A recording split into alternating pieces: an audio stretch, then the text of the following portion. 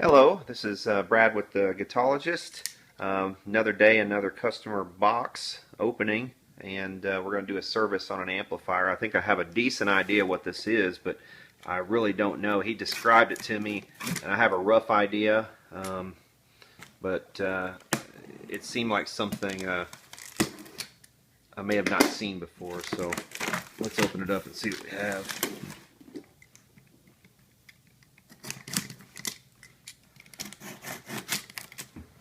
Plus we'll get an idea of how well it was packaged and whether or not it survived the trip. Very minimal packaging, actually. Okay. Actually, almost there's no padding, really. Yeah, man, I'm surprised it even got here. Let's see. Well, this is a Prestige labeled Gregory amplifier. That's what this looks like to me. This did come from the East Coast, so it's not surprising to see that it is a Gregory. The only reason I know this is a Gregory is because I've worked on other Gregorys before. This is similar to like the Mark I and Mark II Gregory amplifiers. This is a series filament. This is the first time I've seen the Prestige badge on one. So that's interesting to see. I bet if you peeled that off right there, you would have a Gregory underneath it. That would be my guess. It looks like somebody has replaced this grill cloth, which isn't really even a grill cloth. It's like a t-shirt material almost or something. You can even see the little speaker holes. If you hear anything weird in the background, that's my daughter. She's sucking on a teat right now. If I were to pan over, you'd see my wife breastfeed. I'm sure you all are going, pan over, man, pan over. But no, I'm not going to pan over. I'll spare her. Maybe I'll film it in secret one of these days and put it up. And she's over here going, no, you won't. Anyway, all right, YouTube. You're not going to see my wife's teats today. She's like, holy shit, you just called them teats. I'll edit all this out. So anyway, this is the Prestige amplifier we're going to be working on, and let's take a look at the guts. Okay, we have the back off of this amp, and we have it out on the bench. First thing I notice is that speaker code is 1966, 32nd week. Second thing I notice is that we have a tube loose down here, just rattling around. That is a 12AX7 as well, or ECC83 in this case, JJ. And I don't know if this circuit would have had a 12AX7 or not. You gotta be careful with that kind of stuff, because a lot of times people will slap tubes and stuff, especially if you notice it's a replacement on an amp like this. It's just best to be skeptical. Notice someone is, I kind of expected this because the customer did say someone else tried to work on it and may have messed it up. And this thing is just flapping here in the breeze. And the speaker's not hooked up at all. I think they said some of these they didn't even know where they went. They unhooked some crap and didn't know where to put them back. So I guess we will see. It's a very minimal circuit on a board. Let's see what the let's get this baffle out of here. We'll unscrew these and get this baffle out so we can get a better look at the amp. Okay, we have the chassis out on the bench here, and boy oh boy, I mean, this is just some real budget going stuff right here. I mean, we've got this is the power cord coming in. Here's the power switch. We've got lines off of the power switch coming to this board in this manner. And check this out, man. I don't know if we're gonna be able to see this on the video, but look here. We've got just a rat's nest of wire. Look at this. Let's get a little better light. There we go. See those little See these little fine, tiny wires coming off of this? Look at this. We've got some of them like running over here, completing other connections. Just a real mess. And somebody's come in here with their soldering iron and just made a real mess of this. It's probably fixable, but good God, this is just... We're going to have to clean this up and see what damage was done. Looks like we've got some happy-go-lucky soldering over here too. Either that or that's the board starting to burn. It's getting a little black there. But yeah, look at that mess. I think this is, on another note, I think this is the first Gregory amp. Who knows what went here? Look at this. What's this crap? Big hole right there. I think this might be the first Gregory amp I've seen on a board like this. And I'm pretty positive this is Gregory. If someone had just shown me this board, I might not have guessed it was a Gregory, but I'm pretty convinced it's a Gregory, about 100% sure. This is the first printed circuit board Gregory that I've seen. This is a mid to late 1966 Gregory. So maybe by 1966, at least on some of their lower end ones, they were starting to do this. I don't know. Well, I say on some of their lower end. The lower ends is pretty much all they did for the most part. I mean, even their nicer amps were student priced, I guess you could say. Well, I don't know. I may have to take that back because, looking at their catalog, they did have some upscale price stuff. But this right here is just unacceptable. We're going to have to do something about this. So let's figure out where all of our missing wires go. I can't remember if I have a schematic for the exact model that this is, but we'll get a look at the tubes, the tube type and stuff, and we might as well go ahead and do that. We know we have a 12AX7 over here. There's our big cap multi-section, not can, but caps flapping in the breeze here. And let's get that out of the way so we can read some pot codes just for the hell of it. Let's see what we have on pot codes. 1966, 31st week. Let's see if we can get focused on that. There we go. 6631. Same on that one. So yeah, mid to late 1966. What do we have here on tubes? These are some original Gs. And I'd say it's probably a 35W4 and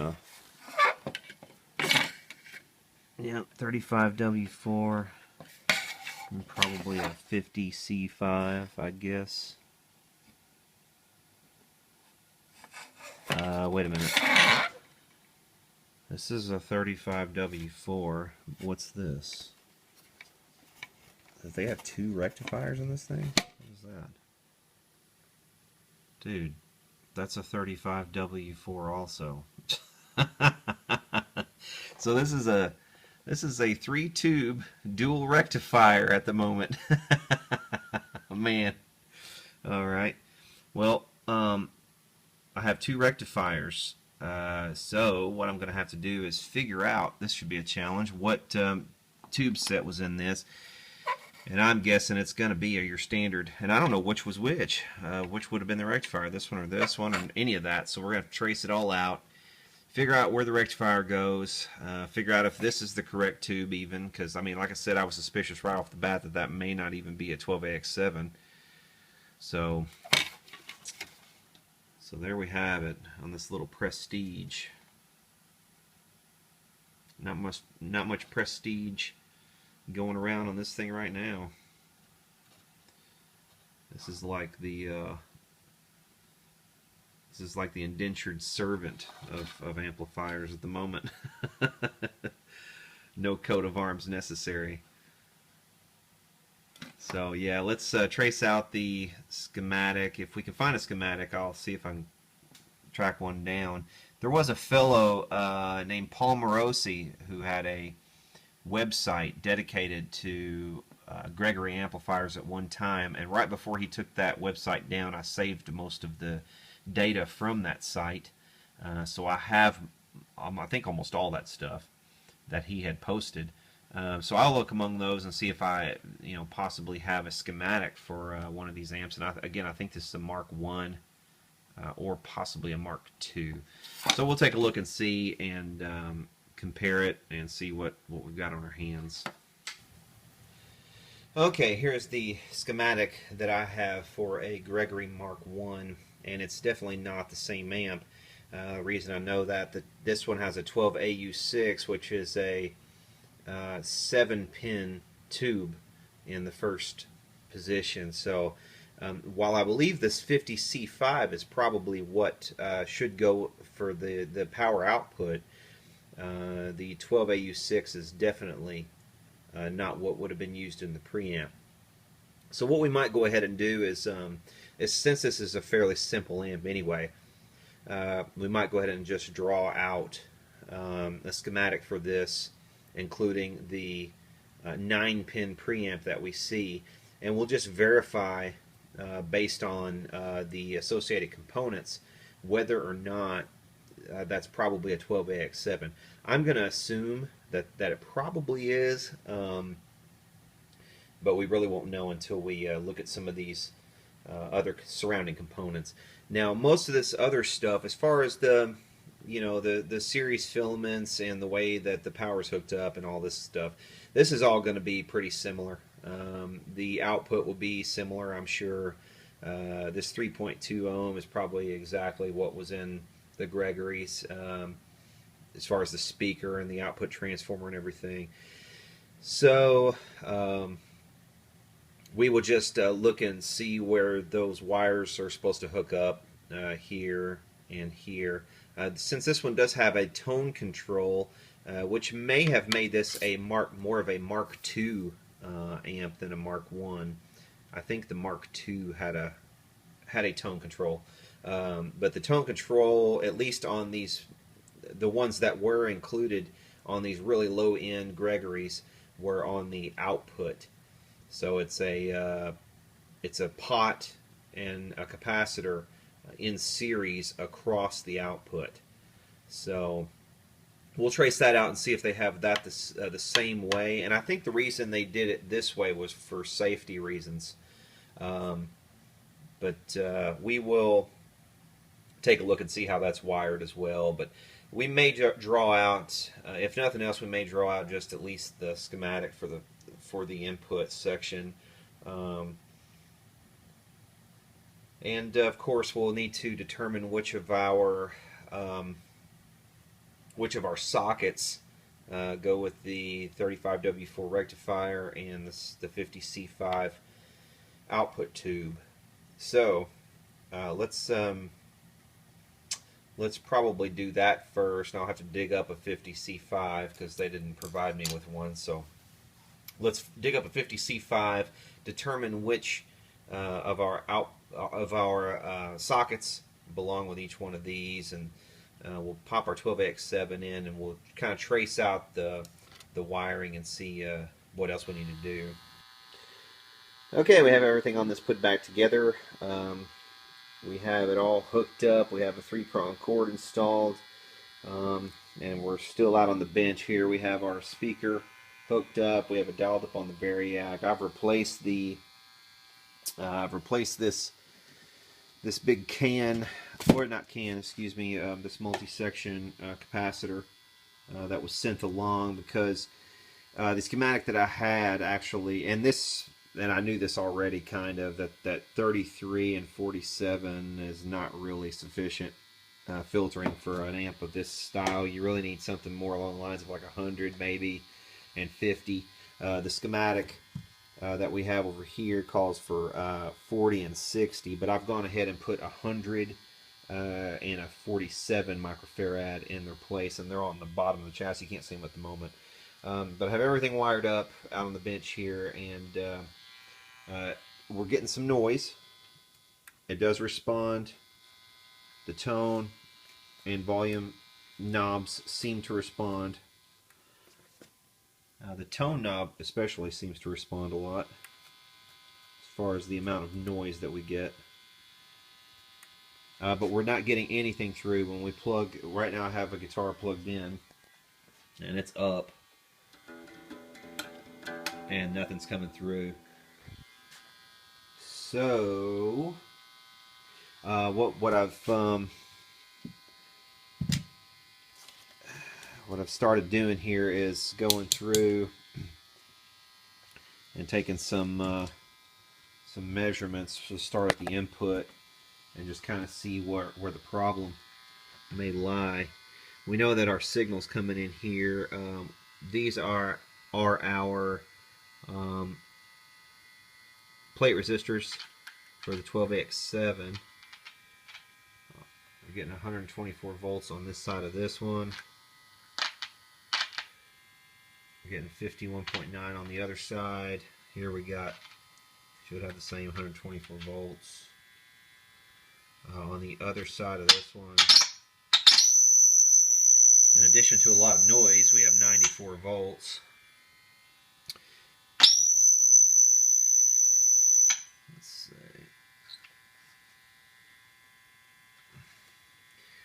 This one here, let's see. This is the one that kind of concerns me. Some of this input stuff.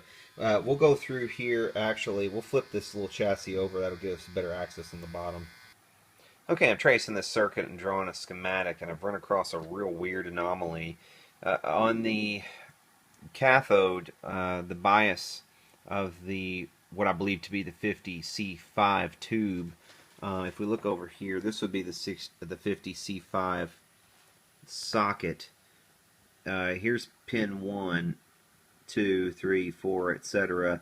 On pin 1, which would be our cathode, we have a component coming off here, and we have a component coming off here. If we look on the other side, the component that's coming off right here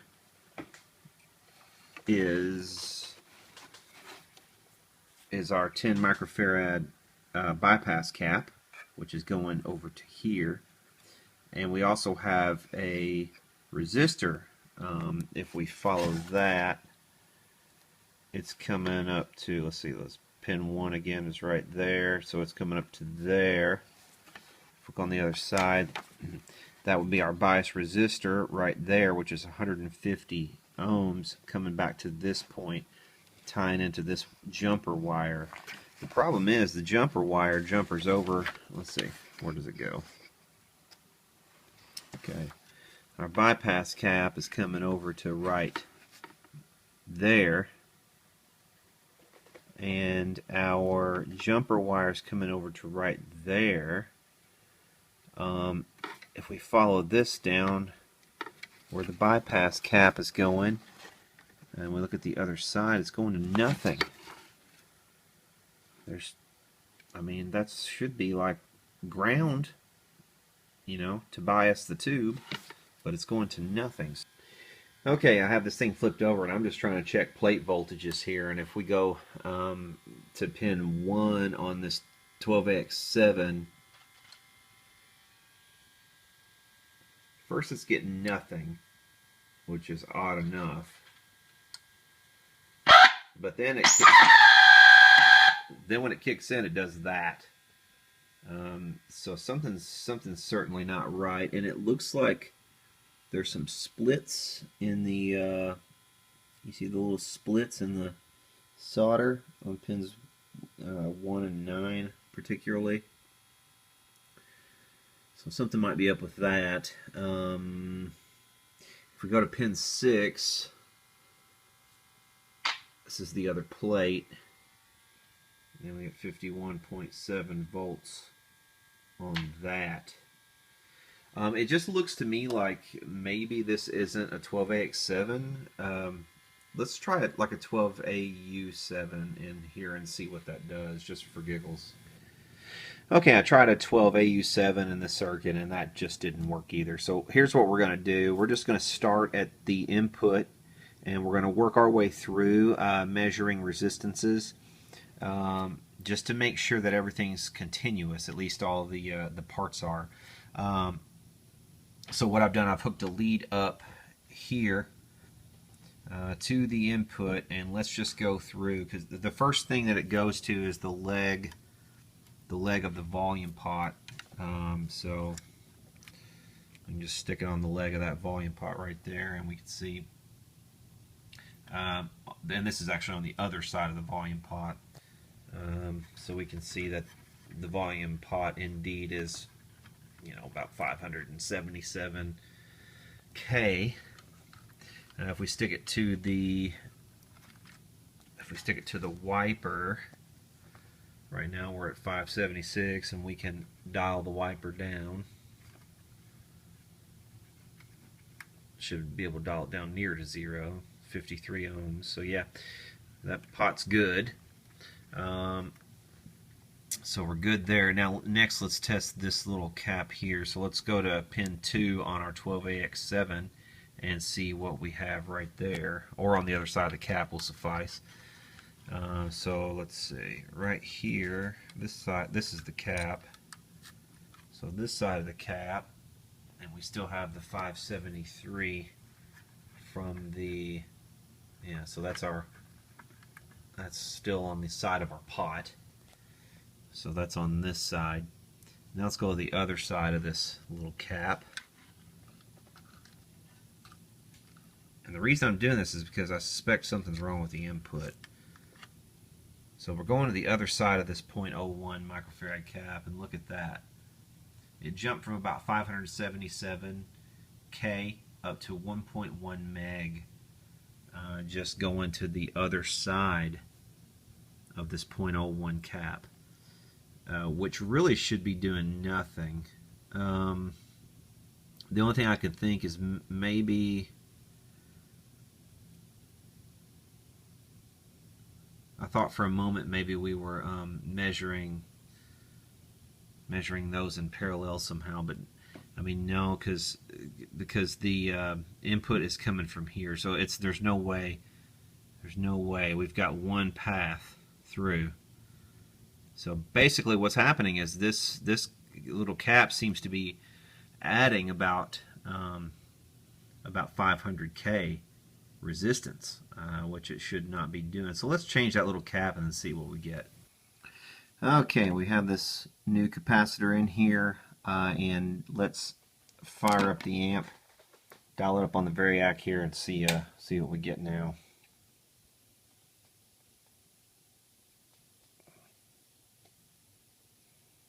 There's our light coming on.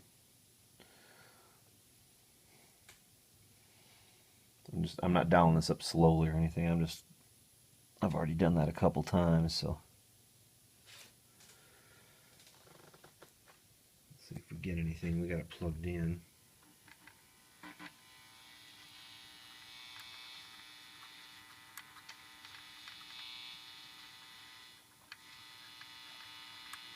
We definitely have noise. And we have guitar sound. Cool.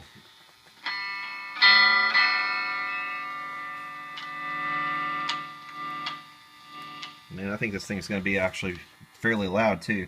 Let's go ahead and clean. I haven't done any cleaning or anything. Let's go ahead and, before we button this thing up, let's clean our sockets, clean our pots. I've already cleaned our input jacks, but let's clean the rest of this stuff and then get it all back together and give it a listen. I've done some quick testing while it's been out on the bench here, and one thing I've noticed is that this capacitor is a 0047.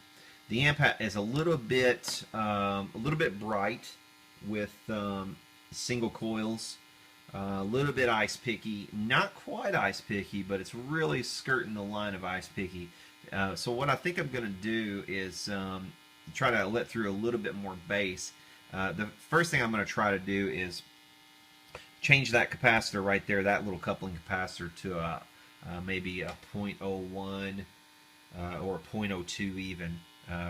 Probably a 0.02 to try to let more through some more bass, because right now, like I said, it's a 0047. So I'm going to try that first and see what kind of bass that lets through. And if that doesn't kind of solve that issue and let through a little bit more bass, I'm probably going to come in and try biasing, cathode biasing this first half of the 12AX7 and adding a little bypass capacitor there and seeing what that does. So let's see. Again, I don't. This thing has been modified and monkeyed with, and I mean, it's not really a collectible amp, so it's not going to be much of a problem to do some minor modifications. But let's try to get a little bit more bass out of the thing. I don't want to ruin. It does have a pretty good sound. It's real kind of punchy and direct sounding, so I don't want to ruin that. But I do want a little bit more bottom end, as much as can be allowed. I mean, with a little, what is this, a 6-inch speaker? So. The speaker is kind of the downfall of this. It would have been nice to have at least an 8-inch, and I think it probably would even push a 10. But with the 6-inch speaker, let's see how much bass we can at least coax out of it, starting with a change of that capacitor right there. Alright, this thing is all done and ready to be buttoned up, and I just thought I would run really quickly through the changes. Changed this capacitor here to a .02 rather than a 0047, which is what was in there. And that is the capacitor that was in, let's see, that was in this position. And actually I have this written as a .01, but that's wrong. That was a .0047 originally. So now it's a .02. This capacitor was a 10 microfarad bypass capacitor for the output. It wasn't even hooked up when I got this amp. Somebody had either removed a jumper lead that took it out of the circuit, or it was never there from the factory. And in that case, that was some sort of mistake. It is labeled Japan on the component, so I don't know if that's an original component or somebody put that in, but on the schematic for the Gregory, it's supposed to have a 20. So what I did was rather than change this other capacitor to a .02, just like this one, it's also a 0047. I opted to go ahead and just change this to a 20 without changing the speaker from a 6-inch to an 8-inch speaker. It's not going to be able to handle any additional bass above and beyond what's already present in this amplifier. So we are going to leave well enough alone with this change and with this change. We also changed this little cap because the original one was bad. So we've changed this component, this component, this component. We've put a 3-prong cord in this, and we also had to trace out and rewrite the schematic. But let's take a look at the final schematic with the changes. Okay, here's a look at the final schematic before we take a listen to this amplifier. And here are the changes that were made. We changed this one from a .0047, this capacitor. It was the same as this one. We changed it to a .02, so that was one change. This cap was bad, so we changed that one. We moved the switch down here from the neutral side over to the hot side. I think on these amplifiers that's really a bit safer to do it that way. That way when you throw the switch, you have nothing hot anywhere in here. Whereas before you would have hot going at least up to here and over to here. So you would have hot in more places in the amplifier if you had the switch on the neutral. So it's really best, in my opinion, to move these switches on these amplifiers over to the hot side. Let's see, the 100, I changed this value. It was actually this capacitor when I got the amplifier, and that was a 47 and a 33, which is really just way under filtered. This is not really the right filter for this amp. So I upped it to 100 and a 47, and it's fairly quiet as these amplifiers go. We changed the output bypass capacitor from a 10 microfarad, and it wasn't even hooked up originally, so it actually was a 0. It was nothing actually. We changed it to a 20. Also of note on these amplifiers, the original Mark I Gregory had a couple of differences as well. This 2.2K resistor right here, coming off of pin 7 of the rectifier, that one is a 3.3 in our example. Also, this little network right here that separates the line, or excuse me, that separates the chassis ground from the line ground. You'll see here these two components are doing that in parallel. It's a 47 and a 0.01. In the original Mark I, it was a 100K and a 0.03. So that little network is a bit different. We also had a 150 ohm resistor here on the filaments in line, and we have 120 on this example. This one, of course, has the 12AX7 with 2 halves, whereas this earlier Mark I has a 12AU6. There's a 0.05 capacitor here on the input, whereas this one is a 0.01. We also have the volume knob, rather than being over here in front of the 50C5, it is on the input here, and we have instead our tone over here on the 50C5 grid. And this is actually a way more productive tone knob than this one. This tone knob right here, this control is really not that useful. I've had these before, and they kind of go from no tone change at all when you have the thing all the way down, and they kind of jump all the way up at a certain point when you're turning the knob. So they really don't do a very good job of sweeping through the tone range, whereas this is much, much better. We added the 3-prong cord, and we just tied the ground over to neutral, and that's usually what I recommend doing on these. That way, if anything gets stray in here or lays down on the chassis, it is going to make its way to ground. Let's see, I think that's about it. This thing is a little bit safer than it was whenever I got it due to the 3-prong cord.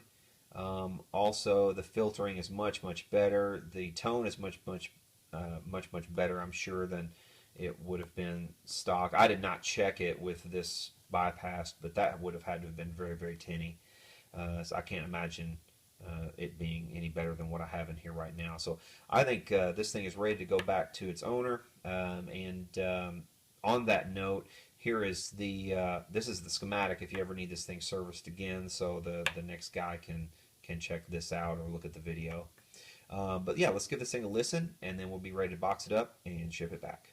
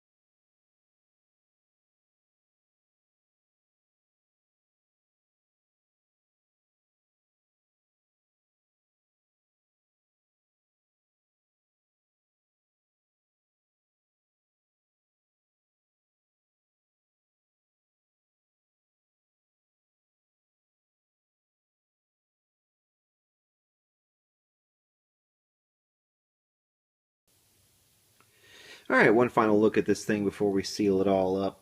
I've added a cord retainer over here for obvious reasons. You definitely don't want to trip on this one and pull any of these wires out. You'd be in real danger if that happened. You can see here the cap that was replaced. I removed this big circular retainer up here for the old cap. I just basically took it out.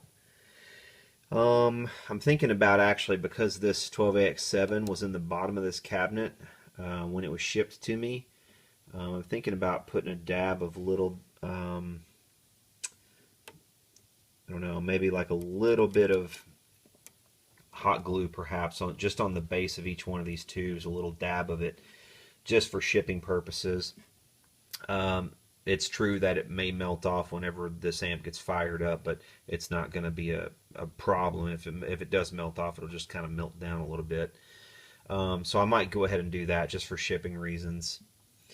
But here are the new capacitors that were tacked onto the bottom of the board. And this board is so small, there's not really a whole lot you can do to get the components, you know, in better positions or anything like that. So it's just basically a matter of getting them in here. So yeah, that's the chassis, that's the service. Now let's give her a listen. Okay, I played around with this thing for a second and realized it's a bit noisy, noisier than I wanted. So I've actually added one more little modification, and that's this across the line capacitor. That's that maroon looking cap right there. And that's basically just going from the neutral to the hot. So, and that's a 0.1 capacitor. So, and that's also after the switch. So one across the line capacitor, and that's actually quieting it down a little bit. So let's give it a listen.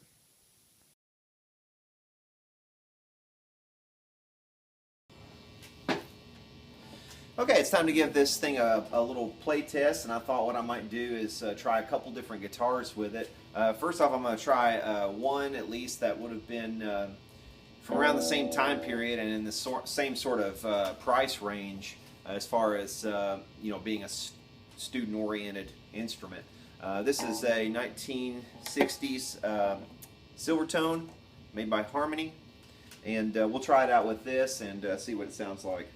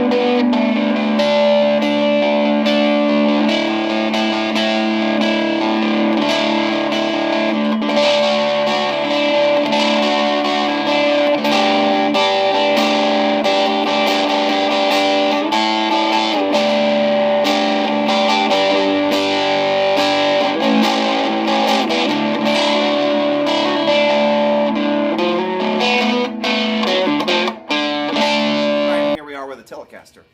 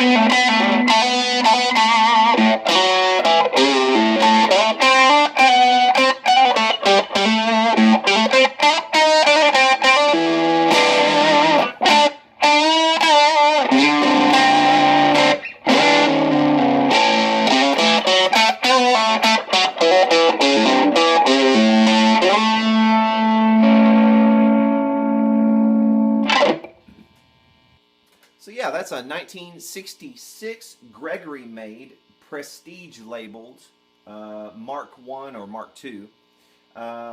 Really cool little amps.